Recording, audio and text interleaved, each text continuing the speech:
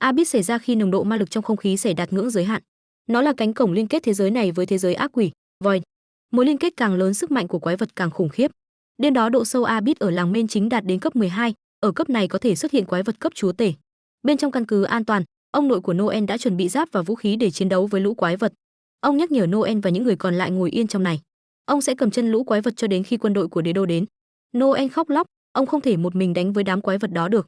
Ông Noel nói cháu quên ta là ai rồi sao, kẻ được ca tụng là Overdead. Ông hứa sẽ bảo vệ cháu bằng mọi giá, nói xong ông khóa cửa rồi rời đi. Ông luôn dặn Noel, là đàn ông thì đừng để bất kỳ ai xem thường, dù ở trong hoàn cảnh nào đi nữa. Noel dù không ra bên ngoài nhưng cậu cảm nhận được có dự cảm không lành. Trận chiến cuối cùng cũng kết thúc bằng một vụ nổ lớn. Bên ngoài chỉ còn là đống hoang tàn với xác người và xác quái vật la liệt. Noel chạy đến chỗ ông mình đang hấp hối. Ngay cả ông cậu cũng không chiến thắng được tuổi già, một Overdead lại kết thúc như vậy. Ông Noel dặn cháu mình những lời cuối cùng, chọn làm Seeker tức là chọn con đường luôn có thần chết đi theo. Dù vậy cháu vẫn muốn làm Seeker chứ? Noel nhìn ông mình với vẻ mặt quyết tâm và nói cháu nhất định sẽ trở thành Seeker mạnh nhất. Sau khi nghe được những lời đó, ông cảm thấy rất tự hào về cậu rồi nhắm mắt rời đi. Ông của cậu là Brandon Stolen, ông từng đánh bại Cositus Bạc, quái vật cấp 13 và đạt được danh hiệu Seeker mạnh nhất, Overdead. Sau 2 năm Noel đã trở thành Seeker, cậu đứng phía sau chỉ huy đồng đội tấn công như một thủ lĩnh thực sự. Nhưng thực ra chức vụ của cậu là ngôn giả, là loại chức vụ yếu nhất trong lớp hỗ trợ. Đội của họ đang làm nhiệm vụ tiêu diệt đám ma cà rồng cấp thấp, loại quái vật không thể sử dụng ma pháp. Như nữ hoàng của chúng là một cái máy để có khả năng sinh sản liên tục. Dù là quái vật cấp thấp nhưng chúng có thể dễ dàng xé nát một con bò đấy. Khi Noel đang mải nói thì có một con quái vật lao đến, may mà Tayna nhanh tay tấn công vào điểm yếu của nó. Tiếp tục tiến sâu vào bên trong, Walter thắc mắc sao nhóm họ không tấn công nữ hoàng của chúng trước, không phải như vậy sẽ dễ dàng hơn sao? Noel liền ngắt lời cậu ta, nhóm của họ chỉ mới cấp C, không thể bất cẩn ở hang động cấp B được. Nếu tiêu diệt đám quái vật con trước khi gặp nữ hoàng sẽ gia tăng khả năng thành công của họ. Dù năng lực chiến đấu yếu nhưng Noel lại là bộ não chiến thuật của đội. Sở dĩ họ được làm nhiệm vụ cấp B cũng là nhờ chức vụ ngôn giả của Noel. Walter bắt đầu mỉa mai chức vụ của Noel khiến cậu tức giận. Ngôn giả ngoài việc tăng cường sức mạnh cho đồng đội ra thì khả năng chiến đấu rất tệ, vì thế nên họ luôn khinh thường cậu. Trong lúc Noel đang mất tập trung, đám quái vật bắt đầu thả khí ga xuống chỗ họ. Cả đội bị đánh bất ngờ không kịp trở tay, không có sức mạnh cường hóa của Noel cả đội không thể chiến đấu hết sức được. Walter bảo Noel mau ra lệnh đi, cậu ta lại mỉa mai chức nghiệp của Noel khiến cậu tức giận. Noel bắn 3 viên đạn về phía con quái vật. Sau đó thi triển chiến thuật ra, gia tăng sức chiến đấu của đồng đội lên 25%. Sau đó sử dụng chiến ngôn tăng thể lực và ma lực lên 25%. Noel ra lệnh cho Tayna thi triển rào chắn, Lloyd và Walter tiếp tục tấn công. Tayna thấy còn rất nhiều quái vật thì hoảng loạn, Noel lập tức boost tinh thần chiến đấu, ổn định tinh thần cho cô. Cậu tính toán khoảng 74 giây sẽ xử lý xong đám Lloyd Choi này, bảo 3 người họ tập trung tấn công nữ hoàng. Đám quái vật con lao đến, Noel sử dụng bá khí đánh ngất chúng. Vũ khí duy nhất của ngôn giả là cây lục bạc này, có thể bắn ra đạn băng. Một con quái vật may mắn thoát được, Noel chỉ còn một viên đạn duy nhất. Sau khi tính toán thời gian kỹ lưỡng, Noel ra lệnh cho Lloyd và Walter tấn công ra đòn kết liễu con nữ hoàng. Đúng lúc đó con quái vật cũng lao về phía Noel, may mà con nữ hoàng đã chết nên nó đã dừng lại. Trải qua khoảnh khắc sinh tử này, Noel nhớ lại lời nói của ông mình. Khi cậu khóc lóc nói mình chỉ là một ngôn giả yếu đuối, ông cậu đã động viên và tin rằng Noel sẽ trở thành Seeker và hứa sẽ huấn luyện cậu trở thành Seeker mạnh nhất. Ra bên ngoài hang động, Noel hứa với ông của mình, thứ mà cậu nhắm đến là Seeker tối thượng, vượt qua cả Overdead.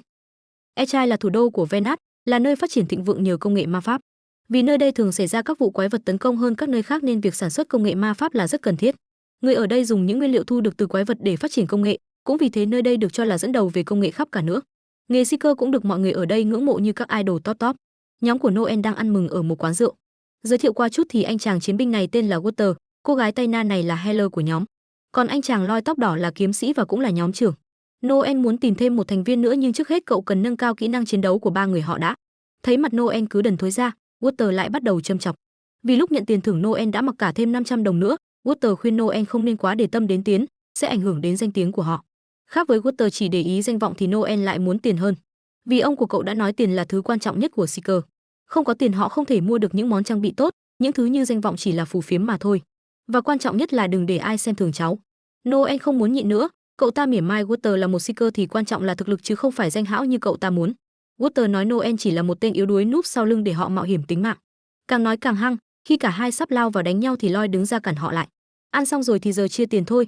Sau khi dùng tiền để sửa chữa các vũ khí bị hỏng thì mỗi người được 2.500 đồng. Tayna cảm thấy ít vì nhiệm vụ này khó vậy mà kiếm trả được nhiều. Nhưng dù sao họ vẫn phải nâng cấp trang bị mà. Lloyd nói sau này nếu có nhiệm vụ ngon họ sẽ kiếm được mẻ lớn. Noel nói những nhiệm vụ như này không dễ kiếm đâu, đa phần những nhiệm vụ hoa hồng cao đều bị các hội giành lấy hết. Noel hỏi quỹ đội còn bao nhiêu, cậu muốn dùng số tiền đó để thành lập hội cho riêng mình. Số tiền còn thiếu để lập hội Noel có thể tự lo được, Về vấn đề thuê căn cứ ở thủ đô thì Noel cũng biết được chỗ cho thuê rẻ. Taina nói họ chỉ là những người mới, nhưng Noel lại thấy đây là thời cơ hợp lý để tích lũy kinh nghiệm cho bản thân. Noel đã nghiên cứu chuyện này trong nhiều năm, việc họ còn thiếu là kinh nghiệm trong thực chiến. Lloyd nói họ là người mới, sợ không được nhà nước tin tưởng, không thể cạnh tranh với những hội khác. Nhưng Noel lại nghĩ ngược lại, đế quốc đang muốn quảng bá cho Seeker. Vậy nên những Seeker trẻ tuổi sẽ được họ quan tâm đến. Họ trẻ đẹp, có sức hút, những hội thành công hiện nay đều có những người như vậy.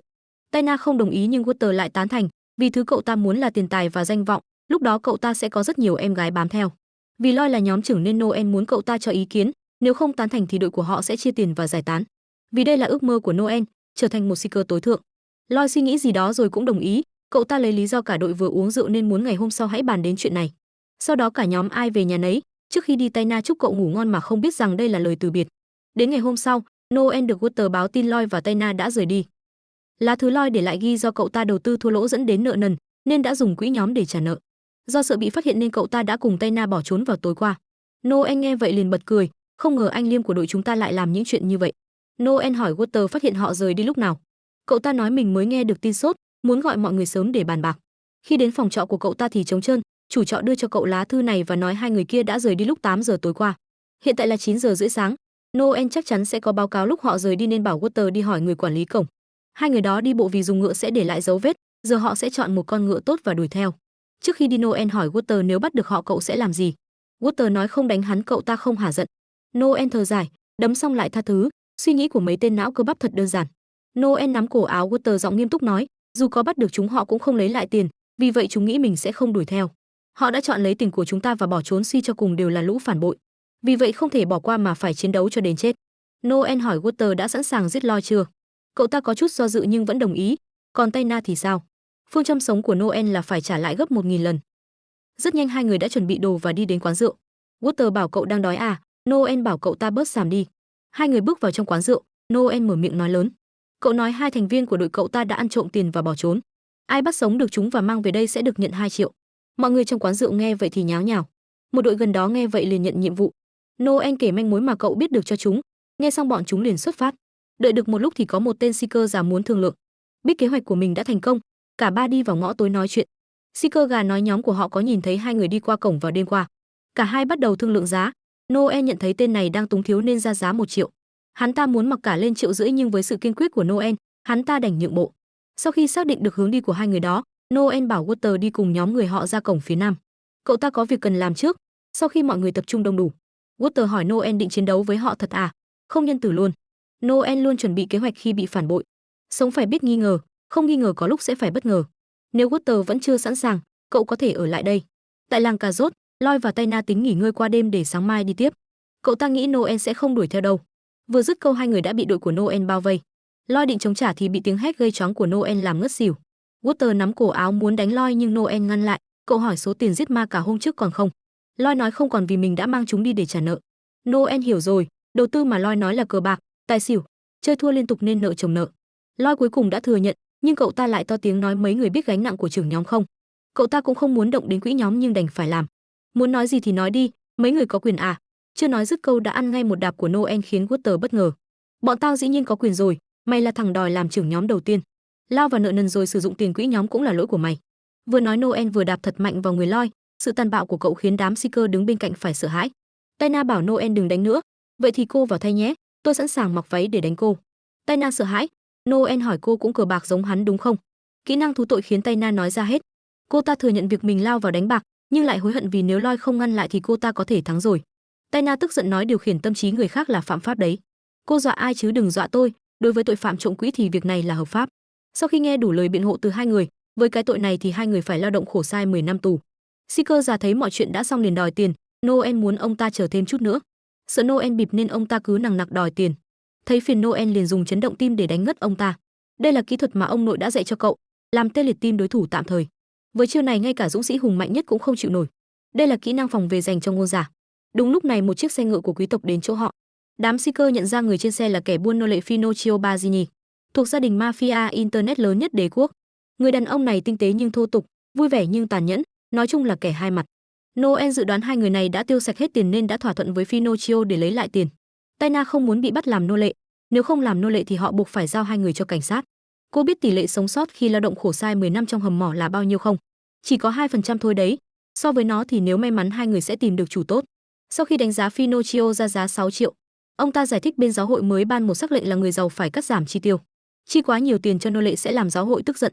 Hóa ra mafia cũng sợ giáo hội. Noel đã hiểu và chốt với cái giá 11 triệu. Ok, chốt kèo. À khoan đã, đâu ra thêm 5 triệu nữa vậy? Noel không thèm giải thích mà tăng chúng lên đến 15 triệu khiến Finocchio tức giận. Cậu giải thích, nếu ông mua với giá 15 triệu, cậu sẽ khai không lên là ông mua với giá 30 triệu. Khi chuyện này bị đồn ra, có rất nhiều người muốn mua thì việc bán chúng với giá 90 triệu cũng được. Dù bộ luật mới có được ban hành thì cũng không thành vấn đề. Nếu việc này bị phát hiện cũng chỉ là chuyện nhỏ với ngài mà thôi.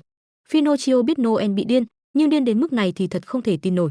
Finocchio gạ Noel tham gia gia tộc của họ nhưng cậu không có hứng. Trước khi giao dịch, Finocchio đe dọa đám seeker già không được tiết lộ mọi chuyện khiến chúng ngất xỉu. Taina cầu xin Noel cứu mình, không được cô chuyển sang Walter. Taina tức giận mắng Walter là đồ nhát gan, không phải ngươi nói yêu ta sao?